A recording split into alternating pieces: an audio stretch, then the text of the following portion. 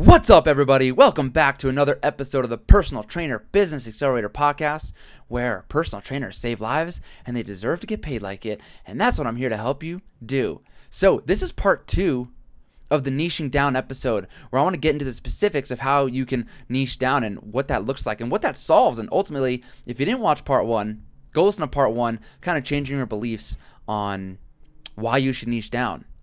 And I know a lot of you think the more people I talk to, the bigger my reach is, the more people I can sign up for my programming or monthly programming or whatever that looks like, your service. And I can't tell you how much further that is from the truth. Your attempt to reach more people is actually what is causing you to reach nobody. And so we're going to talk about niching down and how that can solve that problem. With niching down, you can easily show up on Instagram. You become more attuned. This is what episode 1 was about. It's so much easier to show up on Instagram. It's so much easier to be consistent. I know a lot of you think, oh, I've tried to be consistent, but that's not working. It's because your messaging is wrong because you haven't niched down. This also helps you work with clients that you love, and this allows you to become a specialist and charge more money, which is part of what I teach. I want you to become the transformative trainer. What the transformative trainer is, that's sounding very funny. Transformative trainer. But the transformative trainer is not only changing their own life by making more money, not being tied down to a gym or scheduling, or they can create their own schedule, and they're actually transforming other people's lives too. So you've transformed your own life by taking control of your business, and you are transforming other lives because you have broken out of just monthly programming, but you're actually teaching them how to be self-sufficient with their own health and wellness. But right now, you're the burnt out trainer. You are posting on Instagram, but you aren't seeing any results from it. You are working extra group classes, which is you're getting paid too little for anyway. You're working at a gym who's taking a lot of your money. You don't know how to get new clients. You might have online programming, monthly programming, but are afraid that clients are going to quit at some point. You're not working with clients that you even love in the first place. That's the burnt out trainer, and I want to take you to this transformative trainer. And that's what we're doing here inside of this niching episode, part 2 of the niching episode, which is actually part 2 of 6 parts of the Personal Trainer Business Accelerator. That is my 90-day mentorship program. So this is part 2 of that. And I want to help you niche down so you can charge more money, so content can be easy, so you know where leads are coming from, all that good stuff. Okay, so let's get into it. First, we're going to talk about a hypothesis. I want you to hypothesize about your ideal client. You might not know, or maybe you have a favorite client. Well, here's a hint. If you don't have a favorite client, you are actually best positioned to help the person you once were. And that's the example I'm going to use today. I'm going to talk about when I was a trainer, who I once was and that person that I could help, and niching down that way. But first, let's talk about this hypothesis. You're going to hypothesize about this person. Now, we're doing this because sometimes it's hard to remember what it was like to be that person. You know, it's hard to remember for me, who was Matt in 2013? What was he doing? What were the thoughts going through his head? Now I can hypothesize, but I'm so far gone from that person. It's 8 years later. I know a lot of things. My mindset has changed. My views on fitness has changed. So we're going to hypothesize, and then we're going to go out and talk to our ideal clients. And the goal is to get to know your clients better than they know themselves, so you become the obvious solution to their problems. And then you'll have content ideas for days. It'll be easy to show up on Instagram because you know exactly what you're talking about. We talked about knees over toes guy.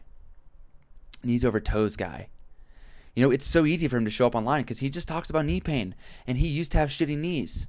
So he just talks about that, and he guides people through that process. And that's his content, and that's his target audience. Imagine how easy that is for him.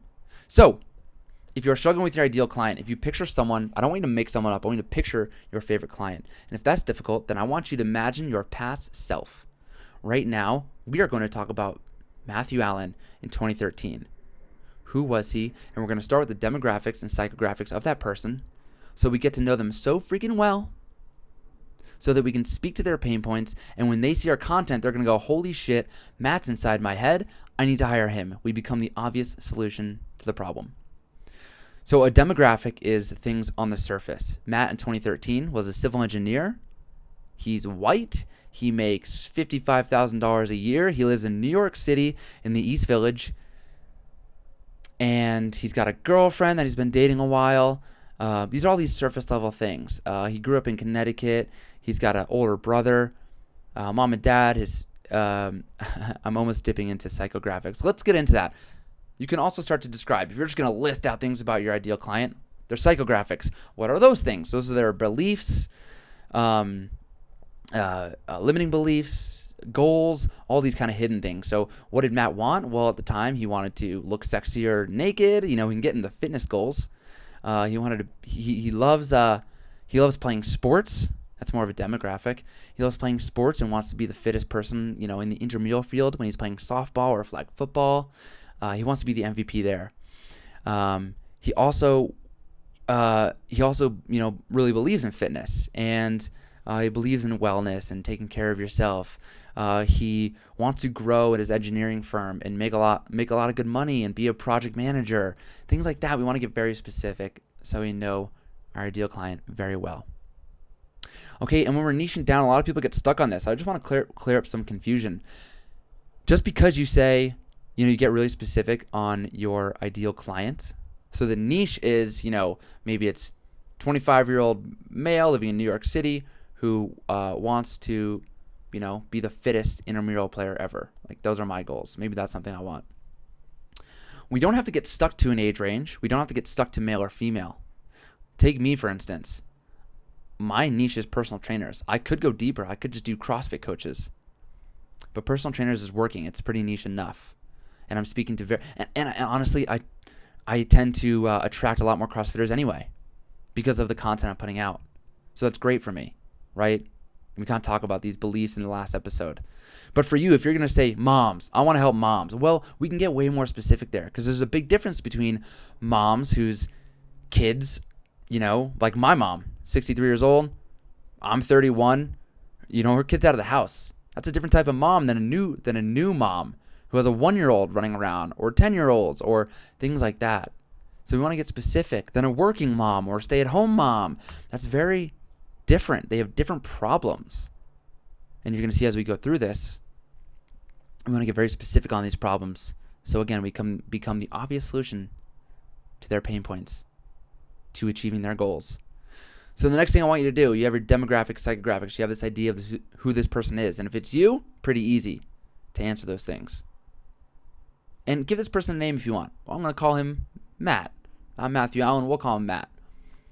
3 biggest pain points. What are your clients' 3 biggest pain points right now? Now for you, it might be overweight, tired all the time, not motivated. You know, for you guys, for personal trainers, I know it's sales, it's lead generation, and it's mindset. You have limiting beliefs, and it's stopping you from growing. You know why I know that? Because I talk to you. So right now we're in the hypothesis phase, but at the end of this, you're going to write all this stuff down, and then you're going to go do some market research and ask. And I didn't used to think sales, lead gen, and mindset, I didn't used to think those are my clients' 3 biggest pain points. But then I went out and I've talked to enough of you guys, and you all say the same thing: sales, lead gen, mindset. So now I know that. So describe your clients' 3 biggest pain points. Write those down. Pause this podcast if you want, and get into those details. Yes, is it overweight? Are they tired all the time? You know, are they a mom? Do they not have enough time for themselves? Are they not choosing themselves? Are they not giving themselves enough care? You know, I always talk about, you want to fill up your cup first so you can flow, so you can pour from the overflow. It's the old airplane analogy. When the oxygen masks drop, you put yours on first so you can help everyone around you. But you are useless if you can't fucking breathe. Right? So is it that for them?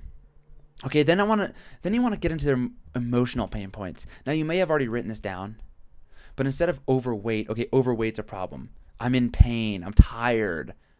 Those are kind of those more physical or outward pain points.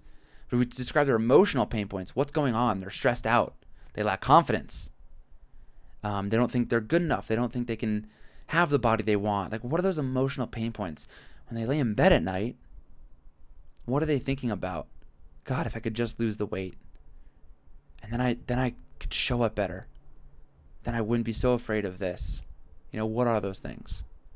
Okay, then I want you to ask yourself, what is the cost of your client staying the same? I forgot I was supposed to go through Matt in 2013. Let's go through Matt in 2013. Matt in 2013, biggest pain points. He was going to the gym kind of inconsistently, 2 months on, a month off. And he was doing bodybuilding sessions. Bodymillion.com, you go to the gym and you do maybe sometimes supersets, 3 sets of 10, curls, and 3 sets of 10 tricep extension. I was doing bi-tri on Tuesday. Monday was bench day. Wednesday, skip leg day. Thursday, some more chest because I loved it. Right? That was getting so boring, and that's why I was inconsistent. So I was bored. And I wasn't staying in as good a shape as I wanted because I was bored as hell with the gym. Another big pain point, nutrition. Honestly, I was pretty good with nutrition, but I fucking hated my meals. Hated them. So you see where we're going. If somebody could have been like, hey, dude, CrossFit, you'd probably love CrossFit. CrossFit would be so fun for you. Or maybe calisthenics or whatever. Right? What can you help with? That's what I talked about last episode. Your niche. What can you help this person with? If somebody told me, hey, I can make your meals more fun, you can eat healthy, cooking's still easy, but they taste good. And that way you're not going to the pizza because you're sick of your chicken and broccoli.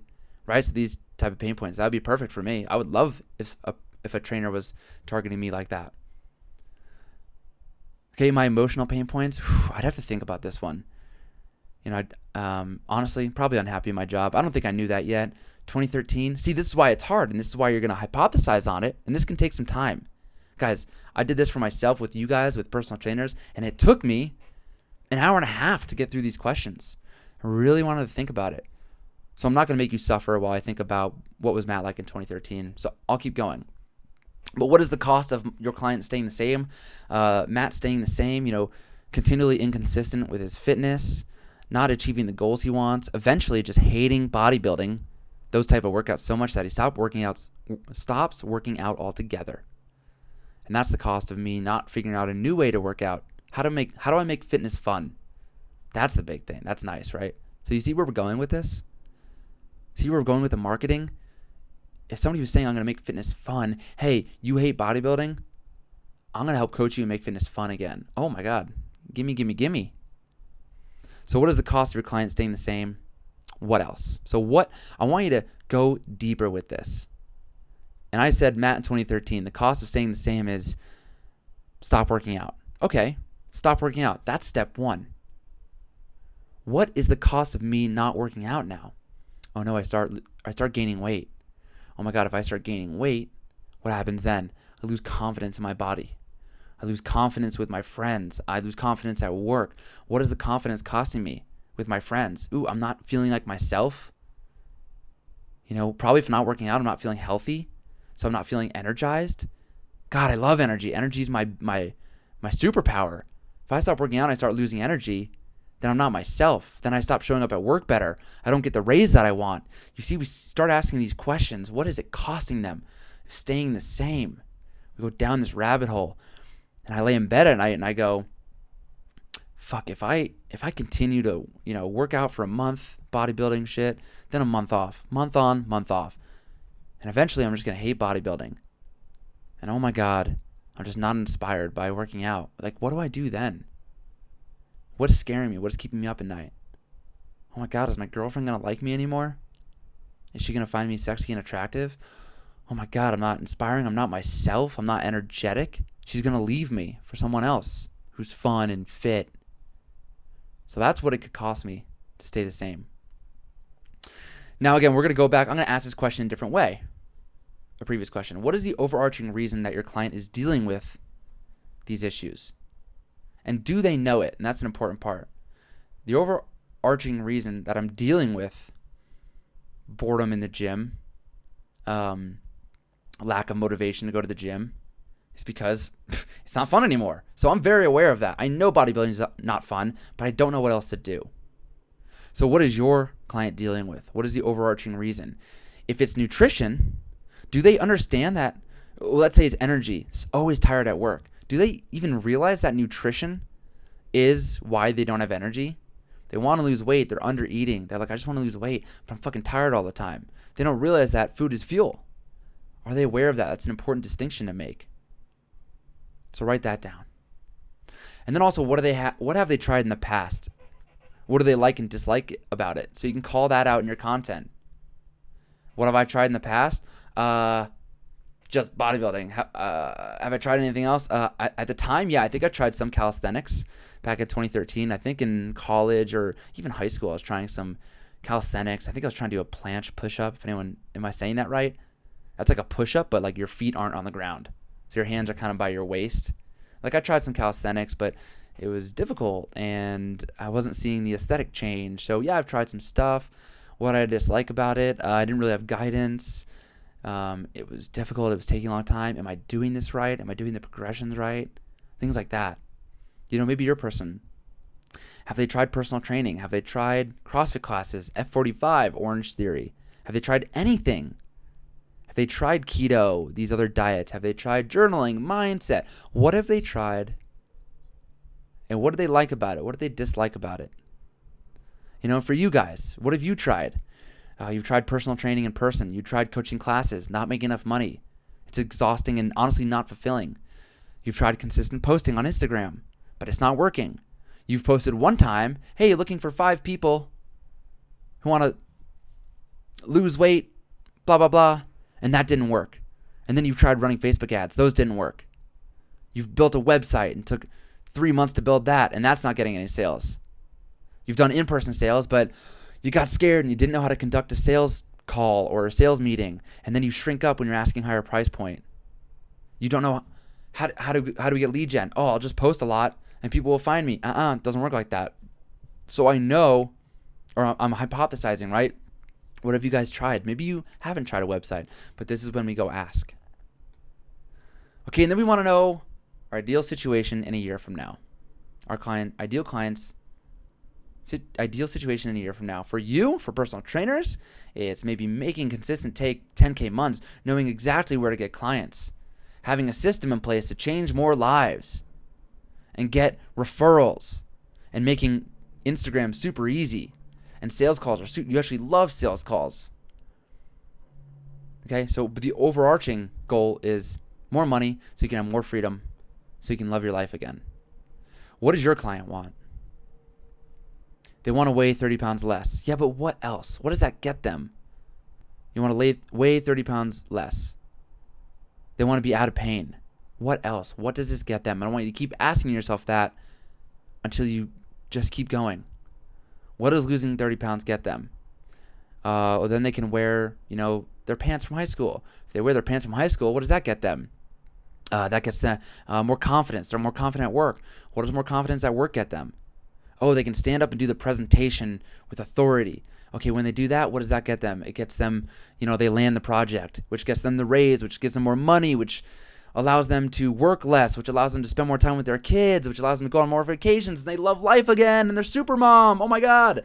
So it's not the 30 pounds. So keep asking that. What does making 10K months get you guys? You can finally take a breath of fresh air. You can finally make money and hang out with your friends. Your friends are in corporate. They're going on vacations. They're, doing skydiving, but you can't afford skydiving. Oh, you actually get to love life again. And you get more energy back because you're not waking up at 5 a.m. and staying up till 8 p.m. coaching people. You have more energy, so you can show up for your clients better, so you can get them more results. So then you can charge more money, and it's cyclical. You see how this all works? So just keep asking yourself, what does that get them? What else? What else? Bam, this is your hypothesis. And now that you have your hypothesis, you're going to go out and you're going to go find these ideal clients. You're going to ask them these questions, and you're going to get their language. And then this is going to turn into your marketing. And now that you've niched down and you know your client better than they know themselves, you can start landing more clients and become that specialist. And content becomes easier. Working with clients that you love becomes easier. You don't worry about where clients are coming from. They're coming to you because you become the obvious solution to their problem. And your ability to charge more becomes easier because you are creating results, because you're working with people you love, and you know exactly what they need and what they want. And guess what? The beauty of this is if you fuck it up, you can always do it again. I will challenge you to work on this for 3 months, 6 months, and you're finding that you hate your niche. You chose moms. You chose, new moms, and you're like, I actually hate this. But you've actually given it a shot. You can go right back to this hypothesis and start all over. But don't do this for 2 weeks and say you hate this. Don't do this for 2 weeks and say it's not working. You have to build up some trust with your clients. You have to build up that rapport and show them that you are the obvious solution to their problem. And that comes with showing up consistently and posting the similar message over and over again. Over and over again. Hey, you're in pain and you can't play with your kids? I'm going to solve that. Hey, you're in pain and you can't play with your kids? I can solve that. Same message over and over so that you become the obvious solution to your ideal client's problem. How many times do you want me to say it? Okay, hopefully that's helpful. And hopefully you realize that by not niching down, by thinking you can help everyone, you end up helping nobody, and this is ruining your business. Just look at Knees Over Toes guy. Look at WOD Prep. He helps people RX CrossFit workouts. That's very specific. He could help people lose weight and nutrition. I know he can. I know Ben can do that. But he focuses on helping people RX CrossFit workouts. Knees Over Toes guy helps people with knee pain, not all the pain, not losing weight. Like, it's a very specific problem. So figure out who that person is, what you can help them with, and why they want that. And when you start speaking to those pains and you start speaking to those beliefs that they have, then you'll start landing more clients. All right, guys, if you enjoy this, go out, niche down, DM me at matthew.allen if you have any questions. And if you niche down, you will transform from the burnt out trainer to your own transformative trainer. And the transformative trainer is the person who has transformed their own life, is making good money, creating their own schedule so that they can transform more lives. And I want this for you. This is why you signed up. This is why you chose to be a trainer. And I want this for you really badly. So go out, make money, transform more lives. And until next time, I'm out of here. And before I say I'm out of here, I got to give my own call to action. Give me 5 stars if you love this. Write a written review. It really helps me grow this podcast, get the message out so we can help more personal trainers just like you. Love you guys. Peace out.